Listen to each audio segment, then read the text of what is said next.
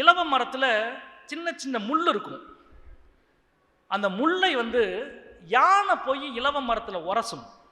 எல்லா விலங்குகளுக்கும் உரசுவது ஒரு சுகம். எனவே தான் சமண தர்மத்திலே முக்கியமான தர்மம் ஒரு ஊர் அமைக்கணும்னா ஊரில் முதல்ல என்ன செய்யணும்னா, ஒரு ஊர் அமைக்கிறதை பற்றி பழங்கதைகள் நிறைய இருக்கு. ஊர் எங்கே அமைப்பாங்க?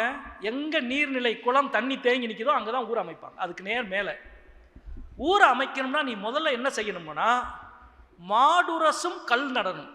ஒரு ஊரை அமைக்கணும்னா முதல்ல வீடு கட்டணும், கோவில் கட்டணும், பள்ளிக்கூடம் கட்டணும், அதெல்லாம் கட்டுவோம்.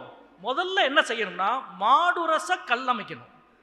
ஏன்னா மாடு போகிறப்ப அதுக்கு மேலாம் உண்ணி பூச்சிகள் கடிக்கும், அதை உரசிட்டு போகணும்.